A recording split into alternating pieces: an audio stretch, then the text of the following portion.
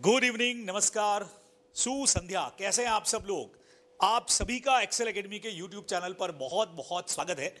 और आज का थंबनेल और हेडिंग देख करके आप समझ ही गए होंगे कि आज का हमारा ये जो खास वाला सेशन है ये किस बात के लिए है। जी हाँ, रिजल्ट आउट हो चुका है नवंबर 20 एग्जाम्स का, और कई सारे लोग पास, कई सारे लोग फेल। अलग अलग सी फीलिंग्स हैं जो सब स्टूडेंट हमारे साथ में शेयर कर रहे हैं।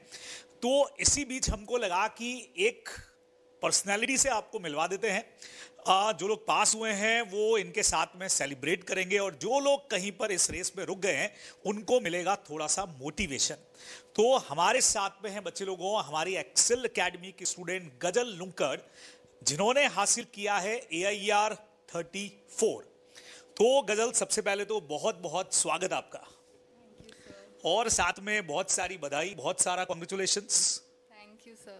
तो क्या लगता है आज ये इस तरह का जो सेशन है, अक्सर आप हमारे साथ में इधर सामने हमारी जो क्लासेस है वहाँ पे बैठती नजर आई हो, और आज बिल्कुल यहाँ पे उस कोडियम पर हो जहाँ पे हम लोग, यहाँ से हम लोग लेक्चर लेते हैं। तो सबसे पहले तो ये वाली फीलिंग बताओ, उसके बाद की फीलिंग में आगे आपसे बात करना शुरू करता हूँ।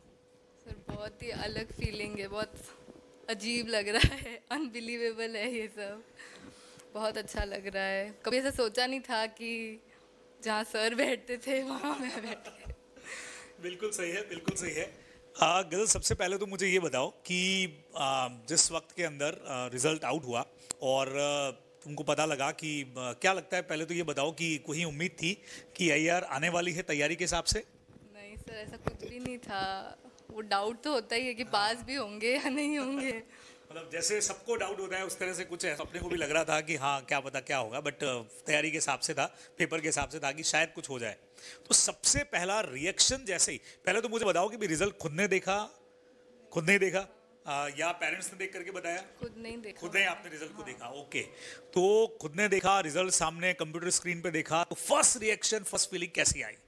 पहले तो मैं चिल्लाने लग गई और फिर रोना आ गया मेरे को। तो फिर मेरे ग्रैंडफादर आए, ही ऑल्सो स्टार्टेड क्राइंग। तो बहुत ही इमोशनल मोमेंट हो गया था। मोमेंट हो गया सारा, है ना? Yes, sir. चलिए, बिल्कुल बच्चे लोगों, जब इस तरह का पल आपके सामने आता है तो वाकई में मिक्स वाले इमोशंस आते हैं। समझ नहीं आता कि खुशी बाहर आ रही है या कहीं से वो खुशी वाले आंसू जैसा अपन पिक्चरों में देखते हैं ना, बिल्कुल वो वाली फीलिंग आती है। बिल्कुल ठीक है। तो ये तो था सारा रिएक्शन की कैसे हुआ। गजल, आज हम लोग चाहते हैं कि बच्चे जो हैं वो बहुत सारी चीज़ों को जाने आपके बारे में इस खास सेशन के अंदर। तो सबसे पहले तो ये बताओ कि जर्नी जो है वो किस तरह से स्टार्ट हुई, यानी जिस वक्त तुम 10th में थी, उसके बाद 12th हुआ, और तो क्या पहले से ये प्लान था दिमाग में कि CA ही करना है और कुछ करना है? क्या इसके पीछे, इस जर्नी में आने के पीछे के रीजंस क्या रहे? सर रीज़न तो ये, मतलब जब से था बचपन से CA ही बनना था मेरे को। मेरी फैमिली में सब, पापा दादा सब कॉमर्स बैकग्राउंड के ही है, तो ऐसा था कि कॉमर्स लेना है और CA करना है। तो इसका मतलब पहले से मानस सेट था। और आज सबसे बढ़िया चीज़ ये थी कि न्यूज़पेपर की जो हेडिंग थी वो यही थी, इसी तरह की थी कि जोधपुर की गज़ल की गूंज जो है वो पूरे हिंदुस्तान के अंदर है। तो आज नाम जो है वो तुम्हारा बहुत सार्थक हो गया है कि भाई गज़ल जो है वो आज पूरे हिंदुस्तान भर में सुनी जा रही है, और हमारे इस वीडियो के माध्यम से भी, इसके मीडियम से भी बहुत सारे लोगों तक जो है वो गज़ल की गूंज जो है वो जाने वाली है। बहुत बढ़िया। फाउंडेशन में क्या रहे मार्क्स वगैरह, वो कैसा था उस वक्त? कुछ था प्लान की भी आगे जाके रैंक लानी है, उसमें मार्क्स कैसे रहे? सर मैंने CPT दिया था। CPT में 151 मार्क्स आए थे आउट ऑफ 200। तो तब ऐसा नहीं था कि रैंक आ जाएगी। बिल्कुल सही है। CPT आने की बिल्कुल MCQ वाला अपना सेटअप था, और उसके बाद से आप बिल्कुल यहाँ आ गए इस तरह से। अब एक चीज़ मुझे और बताओ कि स्टडी जो अभी किया तुमने इंटरमीडिएट का, तो उसके क्या प्लान्स रहे? क्योंकि मेरे ख्याल से मई वाला अटेम्प्ट था आप लोगों का, है ना? और कोविड की वजह से वो अटेम्प्ट हुआ नहीं, तो बहुत सारी चीज़ें थी। मतलब उस वक्त में बहुत सारे स्टूडेंट्स से जो बात हो रही थी तो मिक्स वाले एक्सप्रेशन थे, है ना? अच्छा, यहाँ एक बात मैं पहले पूछना चाह रहा हूँ कि जो स्टडी आपने की, जो कोचिंग आपने ली, वो ऑनलाइन वाली थी या फेस टू फेस वाले बैच में थे आप? Sir majority of subjects face to face वाले में ही थे। ऑडिट और EISSM वर्चुअल थे। Okay okay okay. यानी कुछ सब्जेक्ट जो हैं वो वर्चुअल थे, लेकिन ज़्यादा जो है वो सब्जेक्ट में उस वक्त रिकॉर्डेड, मतलब यहाँ आपकी फेस टू फेस तब तक हो चुकी थी। चलिए, तो फेस टू फेस कोचिंग हो चुकी थी, उसके बाद में कोविड वाला सीन आ गया, मई वाले। अच्छा, ये मई वाले एग्जाम जब पोस्टपोन होने का आया तो कई लोगों को तो बहुत खुशी हुई, मजा आ गया, एग्जाम आगे गए। और कई लोग ऐसे थे जो परेशान भी थे, क्यों एग्जाम आगे चले गए, इतनी तैयारी थी। तो तुम्हारा क्या था सोचना? तो मई से जून में हुए थे तब तो खुशी थी कि एक महीना एक्स्ट्रा मिल गया, लेकिन फिर वो जब पोस्टपोन होते गए तब वो फ्रस्ट्रेशन होने लग गया कि अब नवंबर में भी इनफैक्ट पता नहीं था कि एग्ज़ाम होंगे भी या नहीं होंगे। तो एक टाइम तो खुशी थी फिर। सही है, एक टाइम तक तो लगा, क्योंकि उन्हीं बुक्स को कितना पढ़ो आप, वापस वही तैयारी वापस करना है। एक बार एग्जाम हो जाए तो काम खत्म हो जाए हमारा, बिल्कुल पता लगे आगे क्या करना है। बिल्कुल सही है। तो इस प्रेशर को कैसे टैकल किया फिर? फ्रेंड्स वगैरह से बात, क्योंकि जाना तो कहीं था नहीं घर से, तो फ्रेंड्स से बात कर रहे थे, एक्स्ट्रा पढ़ाई की, या पढ़ाई एक बार साइड में रख दी कि अब छोड़ो, बाद में वापस से देखा जाएगा? क्या कुछ किया, इसको टैकल कैसे किया? सर ऐसे फ्रेंड्स वगैरह से भी बात करते रहते थे, फैमिली के साथ भी गेम्स वगैरह खेलना, और साथ ही साथ पढ़ाई एकदम कम्प्लीटली नहीं छोड़ी थी। ड्यूरेशन ऑफ आवर्स कम कर दिए थे थोड़े टाइम के लिए, ताकि मैं रिफ्रेश हो जाऊं। और फिर वापस कब से आए फुल स्टडी के ऊपर? अक्टूबर में। अक्टूबर के अंदर? हाँ, जब लग गया कि नवंबर में एग्जाम होने वाले हैं। गुड। अच्छा, कहीं भी एक बार भी ऑप्ट आउट का ख्याल तो नहीं आया दिमाग में? क्योंकि बहुत सारे लोगों के दिमाग में था कि ऑप्ट आउट कर लिया जाए और आगे दिसंबर चला जाए या जनवरी में चला जाए, तो वो ख्याल कहीं पे दिमाग में नहीं था। बिल्कुल हम पढ़ाई पे चल रहे थे, बिल्कुल सही है। गजल, जब भी हम लोग पढ़ाई करते हैं तो सपोर्ट बहुत ज़रूरी होता है, फैमिली का भी, फ्रेंड्स का भी, टीचर्स का भी। तो सबसे पहले फैमिली पे बात करते हैं, क्योंकि सबसे बड़ा सपोर्ट जो है उन लोगों का है। तो फैमिली ऐसे टाइम में क्या सपोर्ट करती रही? खास करके जब कोविड का टाइम था, तुम घर पे पढ़ाई कर रही हो, कई बार पढ़ाई नहीं भी कर रही हो, तो क्या सपोर्ट रहा फैमिली का? बहुत ज़्यादा सपोर्टिंग थे हर चीज़ के अंदर। ऐसा नहीं था अगर मैं टीवी देख रही हूँ तो डांट रहे हैं कि टीवी क्यों देख रही है, ऐसा था ठीक है रिफ्रेश हो जाती हूँ थोड़ी देर, और सपोर्ट करते थे। कभी मैं फ्रस्ट्रेट हो जाती थी कि एग्जाम्स तो हो ही नहीं रहे हैं, लेकिन फिर भी वो कहते थे कोई नहीं, हो जाएंगे, तू तेरी पढ़ाई कर। तो घर वालों के सपोर्ट के बिना सक्सेस लेना बहुत मुश्किल होता है। चलो, अब घर वालों से मैं आता हूँ टीचर्स के ऊपर, ठीक है? तो क्या लगता है टीचर्स का क्या सपोर्ट रहा इस पूरी जर्नी के अंदर, अभी तक के अंदर, AIR के अंदर? क्या कुछ टीचर्स की हेल्प मिली बराबर से? क्योंकि मिलना तो हो नहीं पा रहा था, तो जैसा भी था, जिस वक्त आप पढ़ भी रहे थे, उसके बाद में भी क्या कुछ टीचर्स का सपोर्ट रहा?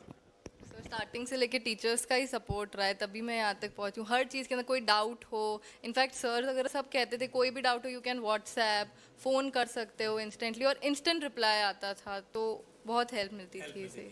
ऐसा तो इसका मतलब फैमिली, फ्रेंड्स, और फ्रेंड्स का तो बट ऑब्वियस सपोर्ट ही है। गज़ल का जो फ्रेंड ग्रुप है वो भी बहुत ज़बरदस्त है।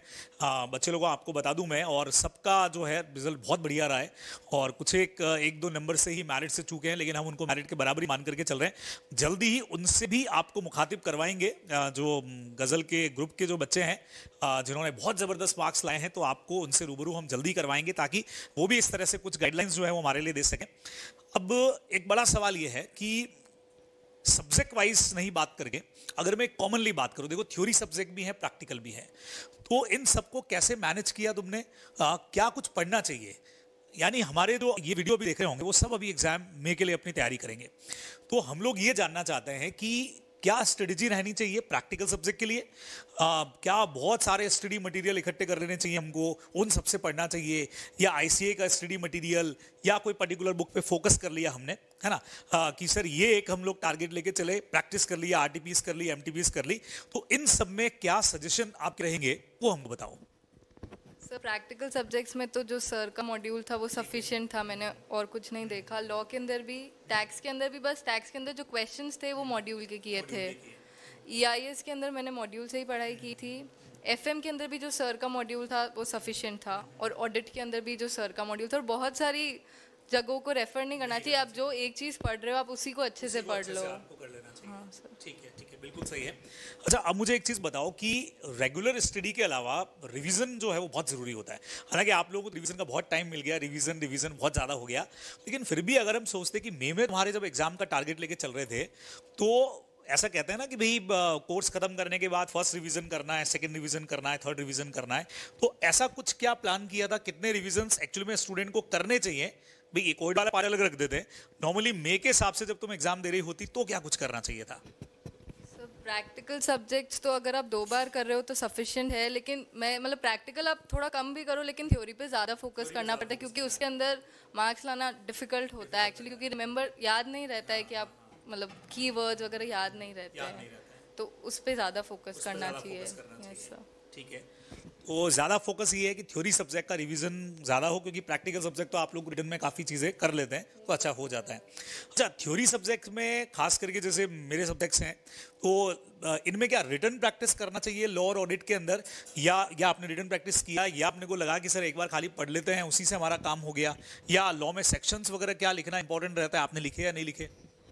सर मैंने तो सेक्शंस वगैरह नहीं लिखे थे क्योंकि कंफ्यूजन हो जाता है लास्ट के अंदर, और रिटन प्रैक्टिस भी मैंने नहीं की थी, मैंने मॉक टेस्ट दिए थे वो रिटन हो गया था, बाकी तो मैंने रीड ही किया था, सेक्शंस वगैरह याद नहीं किए थे।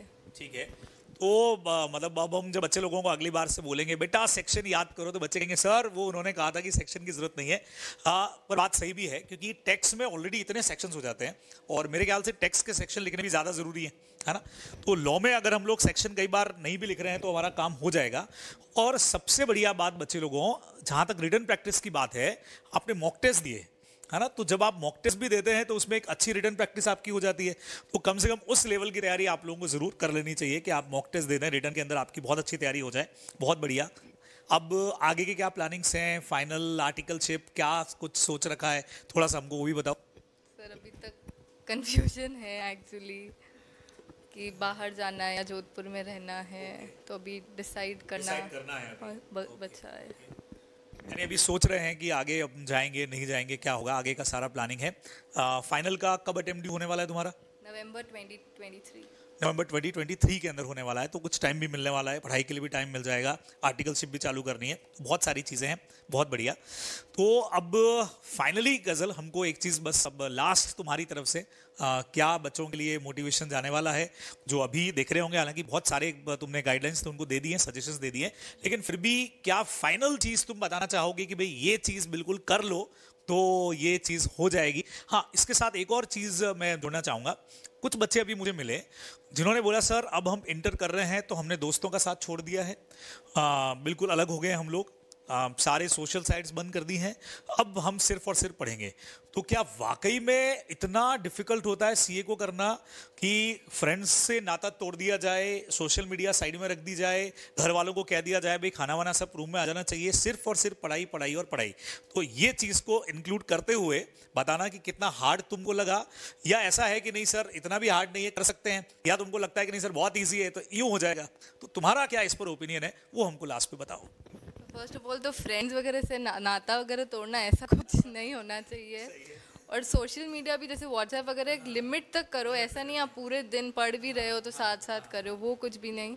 और इन फैमिली वगैरह से आप मिलोगे नहीं तो आप एक कमरे में आप थोड़े से फ्रस्ट्रेटेड ज़्यादा हो जाओगे। ऐसा कुछ नहीं है कि आपको 18 घंटे कमरे में बंद रहना है, ऐसा कुछ भी नहीं। और हार्ड तो लेवल तो है, पढ़ना तो पड़ेगा, डेडिकेशन होगी तो सब कुछ हो सकता है। और साथ ही साथ ऐसे देखा देखी करने की ज़रूरत नहीं कि वो 18 घंटे पढ़ रहा है तो मैं भी, खुद का लेवल, खुद की कैपेबिलिटी पता होनी चाहिए। और साथ ही साथ आपको पहले ही बना लेना चाहिए कि मुझे क्या चीज़ कितने टाइम के अंदर करनी है आपके खुद के हिसाब से, और फिर बस आप उसको फॉलो करते जाओ तो हो जाएगा, सब हो जाएगा। Yes sir. तो बच्चों बहुत बढ़िया बात गज़ल से हमको पता लगी कि कहीं पर भी, क्योंकि हम लोग जो डाउट्स वगैरह डिस्कस कर रहे थे वो भी सारे व्हाट्सएप ही हमारा सहारा था, जहाँ आप डाउट्स भी पूछ रहे थे, या इसी तरह का कोई सोशल मीडिया प्लेटफॉर्म था। तो बड़ा सजेशन आप लोगों के लिए यही है कि ये सबसे नाता तोड़ने से कुछ नहीं होने वाला है।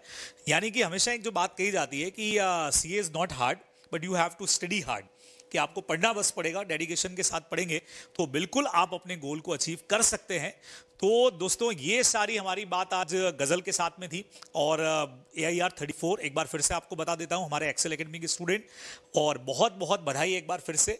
और गज़ल यहाँ हमारे साथ में इतनी सारी बातें शेयर करने के लिए बड़ा वाला थैंक्स भी आपको, और साथ में फ्यूचर के लिए खूब सारी वाली विशेस। और इसी तरह से हम चाहते हैं कि फाइनल ईयर के अंदर भी ये AIR जो है बस ये 34 से और थोड़ी सी 20, 10 to 1 तक पहुंच जाए, ऐसी हम सबकी आपके लिए बहुत सारी wishes. Again thanks a lot.